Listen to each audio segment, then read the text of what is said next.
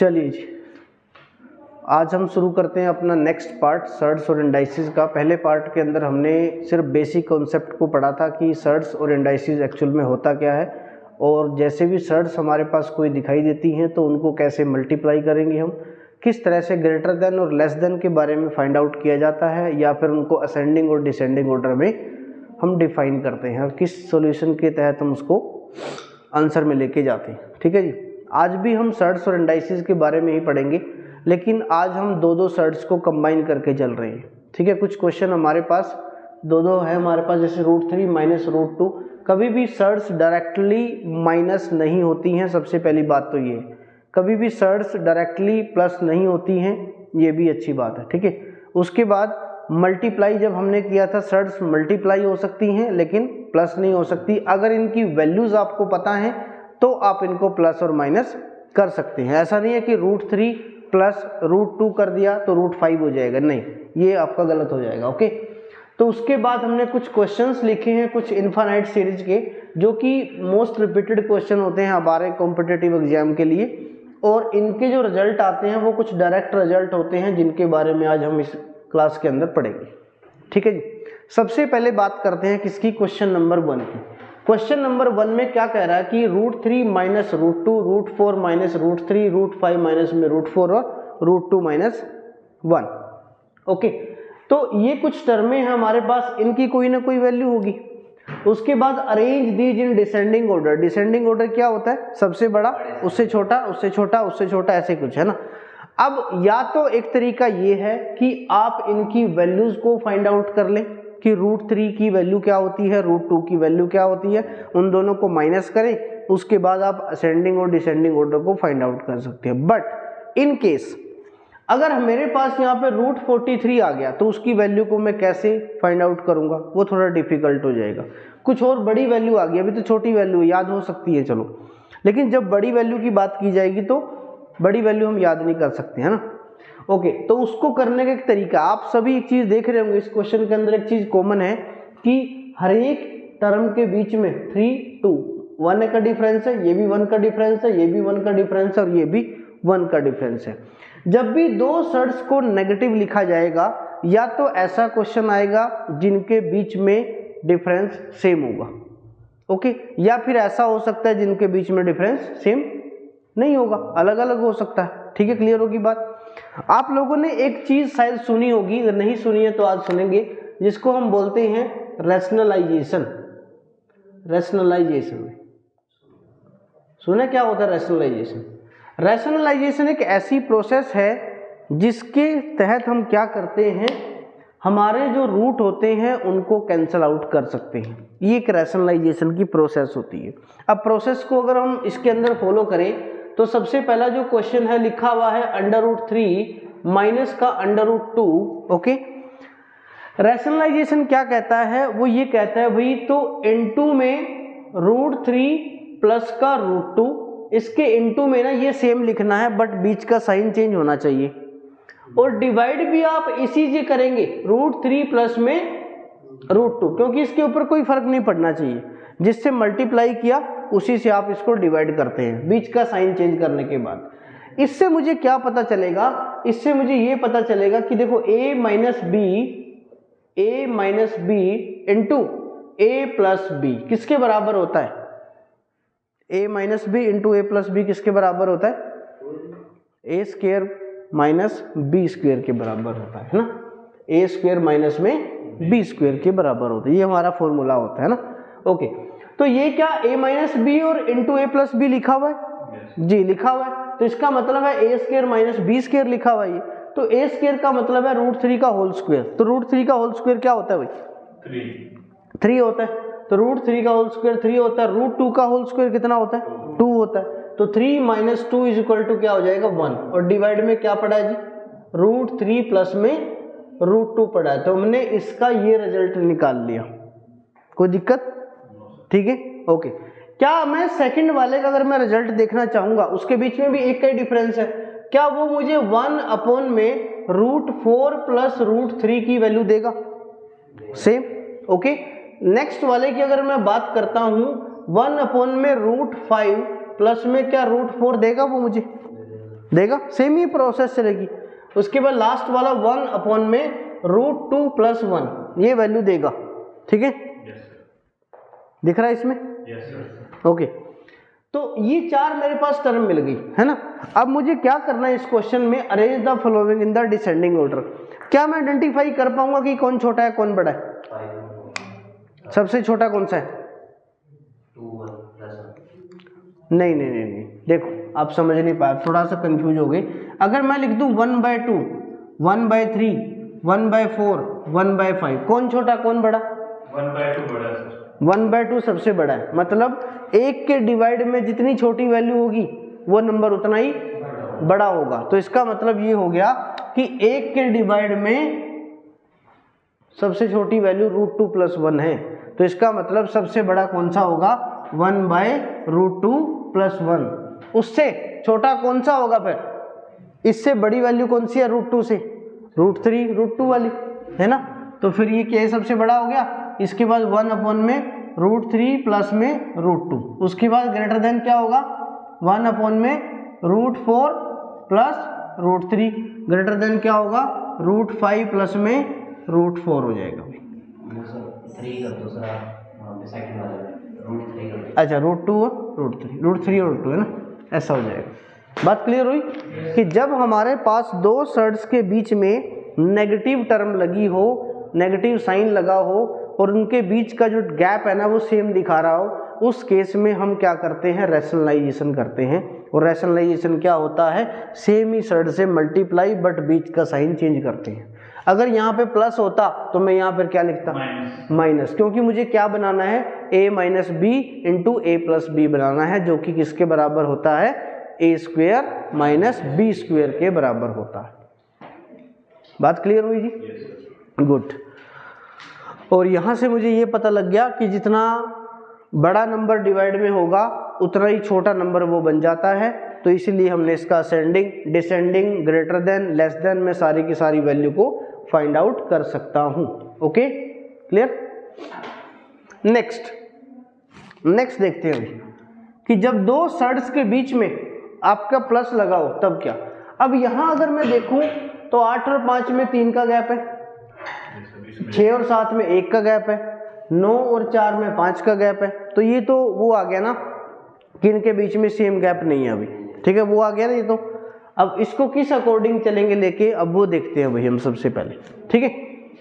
अब जब ऐसा क्वेश्चन है और बीच में क्या लगाओ? प्लस। लेकिन इसमें एक चीज आपको कॉमन दिखाई देगी। क्या चीज? देखो बेटा, 8 + 5 कितना होता है? 6 + 7 9 + 4 11 + 2 10 और 3। कुछ समझ में आया? तो इसका मतलब कुछ ना कुछ तो है लॉजिक इसके पीछे, बनाने के पीछे, है ना। अब लॉजिक क्या है ये देखते हैं। आप जानते हैं कि a + b का होल स्क्वायर किसके बराबर होता है? किसके बराबर होता है? a² + b² - 2ab। ठीक है, जाता है तो पक्का? चल गुड। उसके बाद देखिए पहला क्वेश्चन लिखता हूं मैंने कहा √8 प्लस में √5 का क्या कर दो? होल स्क्वायर कर दो। जब आपने होल स्क्वायर किया तो क्या हुआ? a² मतलब 8, b² मतलब 5, 8 और 5 13। तो मैं क्या लिखूंगा? 13 प्लस 2 क्या सही है? 2ab। a × b क्या है? a मेरा √8 है और इंडेक्स बराबर है तो मैं मल्टीप्लाई कर सकता हूं। अच्छा, ये अगर आ गया तो अगले वाला बताओ, इसका बताते हैं। 13 प्लस में 2√42 होगा कि नहीं होगा बताओ? तो अगला वाला क्या होगा? 13 प्लस में 2√36 होगा कि नहीं होगा? अगले वाला 13 प्लस में 2√22 होगा और 13 प्लस में 2√30 होगा जी। बात समझ में आई? ओके, क्या पता लग गया कौन छोटा कौन बड़ा? कैसे पता लगा? 13 तो सब में कॉमन है। 13 में जितनी बड़ी वैल्यू ऐड होगी वो उतना ही बड़ा नंबर हो जाएगा। तो सबसे बड़ी वैल्यू कौन सी है? 42, क्योंकि रूट के अंदर जितना बड़ा नंबर होता है उतनी बड़ी वैल्यू देगा आपको वो, है ना। तो वो क्या हो गया? 42। तो सबसे पहले तो ये आएगा फर्स्ट नंबर पे, सबसे बड़े में। उसके बाद ये आएगा, उसके बाद थर्ड पे ये आ जाएगा, उसके बाद फोर्थ पे ये आएगा और उसके बाद फिफ्थ पे ये आएगा। बात समझ में आई कि हम असेंडिंग और डिसेंडिंग ऑर्डर कैसे फाइंड आउट करते हैं और किस तरह की वैल्यू को इसके अंदर हम पुट करेंगे। जी सर, क्लियर, डन, ओके। तो क्या करना आपको, जब बीच में प्लस लगा होगा तो वो होल स्क्वायर कर देंगे हम उसका, होल स्क्वायर करने के बाद हमारे पास हमारा रिजल्ट मिल जाएगा। बात क्लियर है?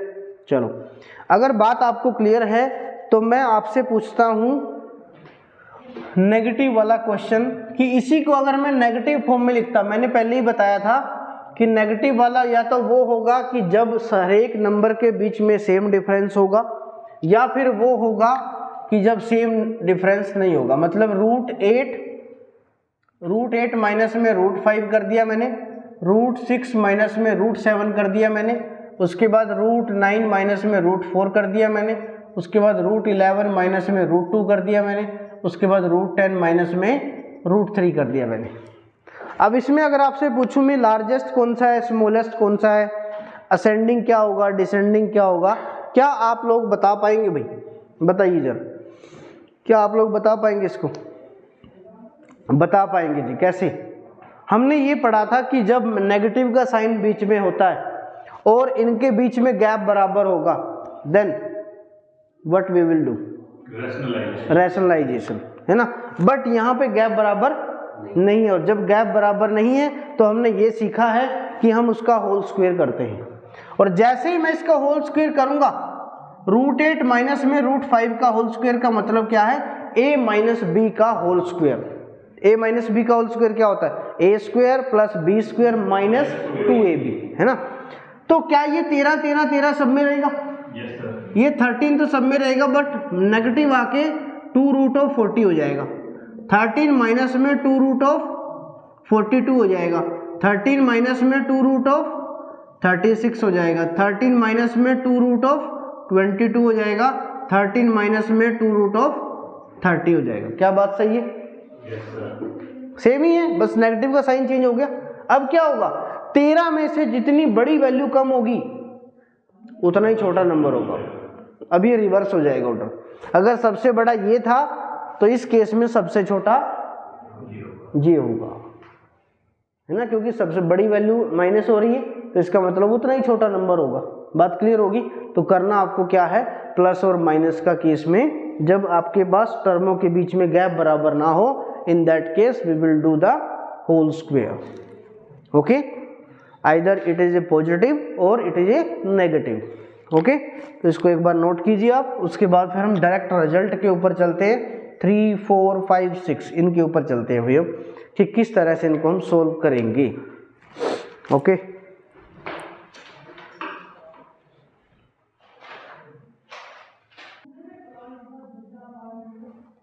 चलो भाई नेक्स्ट क्वेश्चन आपके पास ये क्लियर हो गया कि रूट 8 वाला प्लस माइनस में कैसे होगा। उसके बाद है, देखो ये टाइप का क्वेश्चन आता है आपके पास। इसमें क्या दो टाइप है। ये जो टर्म है रूट 8 कहाँ तक है? इन्फिनिटी तक है, पता नहीं कहाँ तक है एक्चुअली, है ना।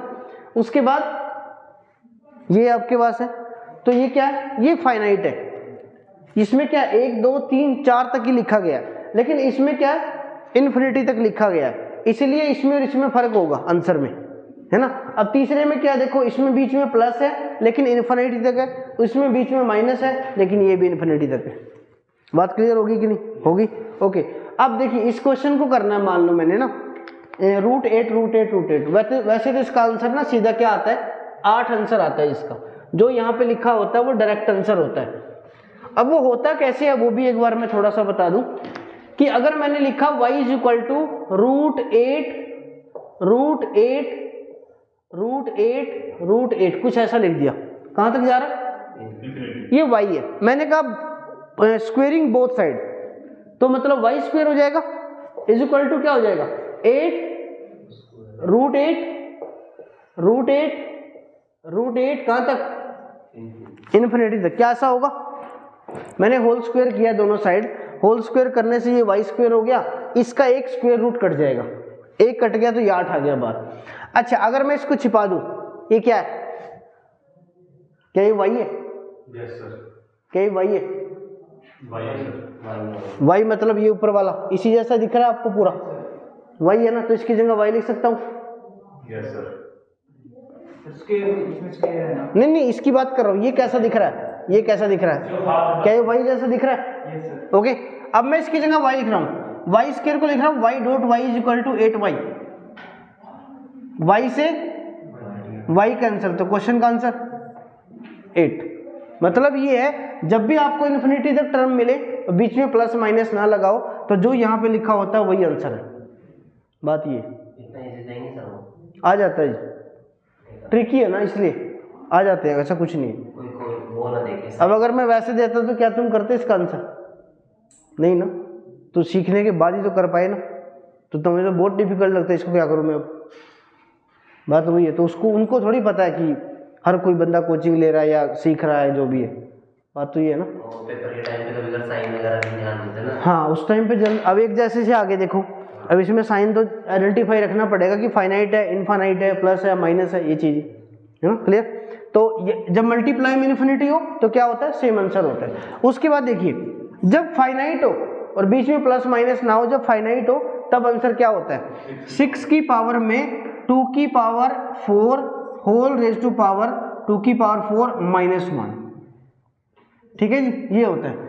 मतलब जो यहाँ लिखा हुआ है वो तो बेस में लिखेंगे ही लिखेंगे, और 2 की पावर में जितनी बार ये लिखा हुआ है, कितनी बार है, 4 बार, 5 बार होता तो मैं 2 की पावर 5 करता इधर।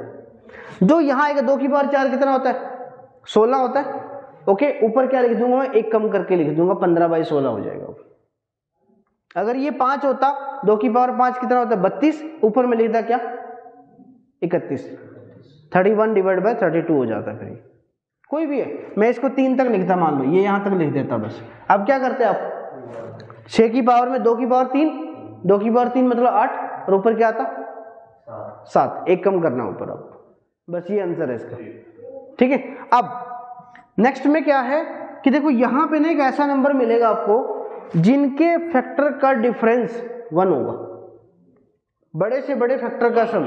मैं कह रहा हूं बड़े, देखो ऐसे तो 1 भी इसका फैक्टर है, 2 भी इसका फैक्टर है, 1 और 2 में भी तो 1 का डिफरेंस है, सही है कि नहीं बात? हाँ, बात यह है कि बड़े से बड़े फैक्टर 2 लेने हैं, उनके बीच में 1 का डिफरेंस होना चाहिए। जैसे मैंने लिया 3 और 4, अब 4 के बाद तो 6 आ गया, 6 के साथ तो कोई डिफरेंस 1 का नहीं बनाता, 3 और 4 बनाते हैं। तो 3 और 4 मैंने ले लिया, तो अगर बीच में प्लस लगा हुआ है तो आंसर जो होता है वो बड़े वाला फैक्टर होता है, मतलब 4, तब आंसर क्या होगा, 4। इसमें देखिए क्या करूं, वैसे तो 1 पे भी कटता है, 2 पे भी कटता है, 3 पे भी कटता है, 4 पे भी 4 पे नहीं कटता, 6 पे कटता है, 5 पे कटता है, 5 और 6 लेना पड़ेगा मेरे को। क्यों, सबसे बड़ा वही फैक्टर है जिसके अंदर बीच में 1 का डिफरेंस आ रहा है। तो 5 और 6 लिया, जब बीच में नेगेटिव लगा हुआ है ना तो छोटी वाली वैल्यू आंसर होती है। 5 और 6 में छोटा कौन है, 5, तो इसका आंसर क्या हो जाएगा, 5। अगर इसी में मैं नेगेटिव लगा देता तब आंसर क्या आता, 3। इसमें अगर मैं नेगेटिव लगाता तब आंसर आता 3। तो डिफरेंस 1 होना चाहिए, डिफरेंस 1 होना चाहिए बड़े से बड़े फैक्टर में, उसके बाद का कोई ऐसा फैक्टर नहीं होना चाहिए कि जिसके बीच में डिफरेंस 1 का ना हो। ठीक है जी, बात क्लियर हुई। तो ये कुछ ट्रिकी क्वेश्चन होते हैं जो आपको पूछे जाते हैं एक्चुअली पेपर में डायरेक्टली, तो आपको डायरेक्टली सोल्व करने होते हैं। ओके, इसमें एक छोटी सी टाइप और होती है वैसे तो, उसको हम नेक्स्ट क्लास के अंदर डिस्कस करेंगे। इसमें अभी हम आगे जो पढ़ेंगे वो स्क्वायर रूट के बारे में पढ़ेंगे कि how to find out the square root of any surds. Okay, जब हम रूट के अंदर वैल्यू लेके चलते हैं या फिर रैशनल नंबर को लेके चलते हैं, तो उस केस में हमारे पास स्क्वायर रूट कैसे फाइंड आउट करते हैं, उन्हीं के बेसिस पे पूरी सर्ट्स एंड इंडाइसिस को हम एक्सप्लेन करते हैं और डिफाइन करते हैं। ठीक है, तो आज की क्लास के लिए इतना ही, थैंक यू।